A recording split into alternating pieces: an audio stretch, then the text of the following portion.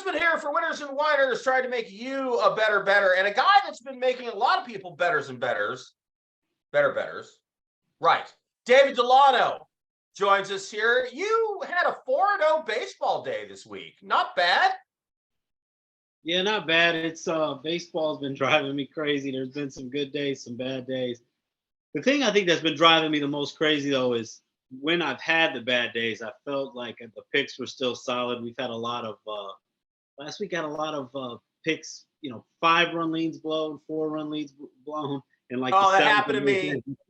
That happened to me twice this week, where going into the ninth inning, I'm up by 3 runs. I'm like, oh, okay, I'm going to cover that 1.5, and then 5 runs in the ninth.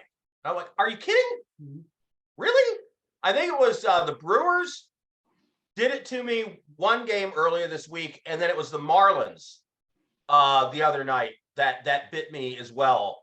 It's so frustrating because the baseball games are so hard to find, and they're on so many different channels that I don't always get to watch a lot of games from end to end. So I'm sort of watching the score on my phone, right?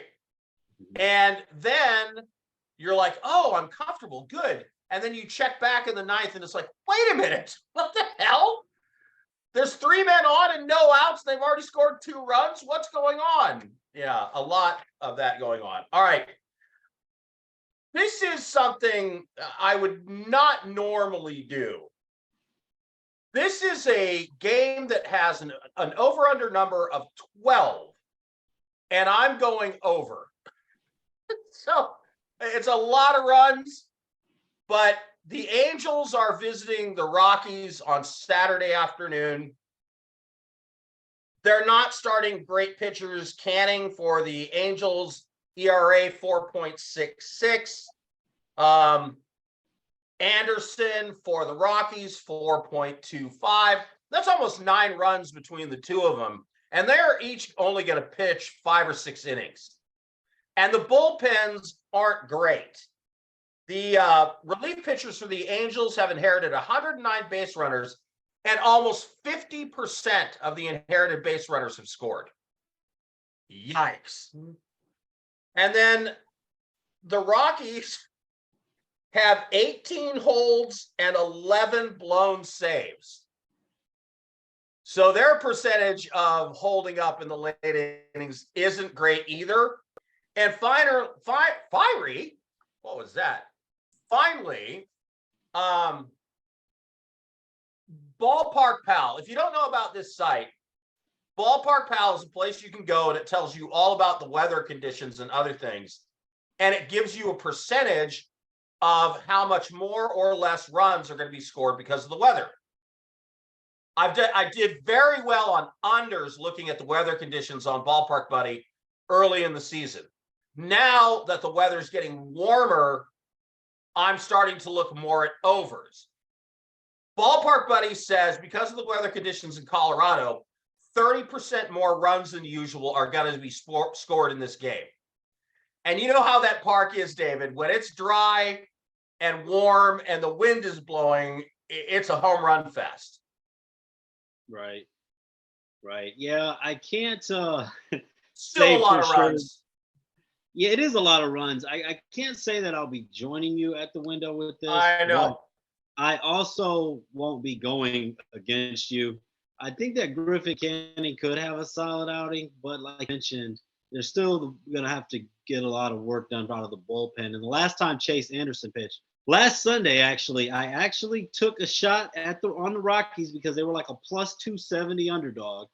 And they actually jumped out to a 5-0 lead on the Braves.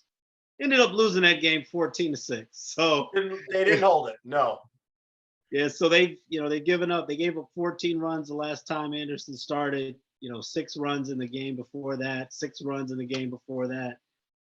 There's not a lot of great middle relief pitching right now in the major leagues. There just isn't. I remember the eras of dominant middle relievers and closers, and it's just not that right now. Who's the best closer in the league? I can't even think of who it is, right? Yeah. I mean, there ain't no Mariano Rivera. Pops up right away. You could just say it's that guy. I mean, I know Presley's still been doing his thing with the Astros, but everybody just. I wonder how much the rule changes. I don't have like the data in front of me, but with the timing and the base being a little bit larger, I'm wondering if, when you have so many different pitchers involved, if that's kind of affecting the bullpens a little bit. If some guys' base is a little wider, seeing more stolen bases this year. A lot of the new rules, I think, are all kind of helping the offenses out, even with the shift. Yeah. Do you know what my favorite thing is the ghost runner on second base? I don't like to stay up late. So I'm not a fan of 13, 14 inning games. Though. Yeah. I love that in the season. But yeah, like I said, I don't know if I'd be joining you on the window at this, but I wouldn't go against you because if the Angels scored 12 runs by themselves, I would not be shocked. Yeah. And there's just the ball could be flying out of the park. And, that happens 2 or 3 times and all of a sudden you're at 9 runs. And it just doesn't take much more to then get over the 12. And like I said, 2 kind of crappy pitchers, 2 lousy bullpens, the perfect weather conditions for home runs in Colorado. And, it's a lot, it's 12, but in a way, I think the bookies are almost daring you to take it by making that number so high. So I'm going to take it. Over 12. Angels at Rockies on Saturday. I'm Loud Esmond. He's David Delano. We're both trying to make you betters and betters here at Winners and Winers.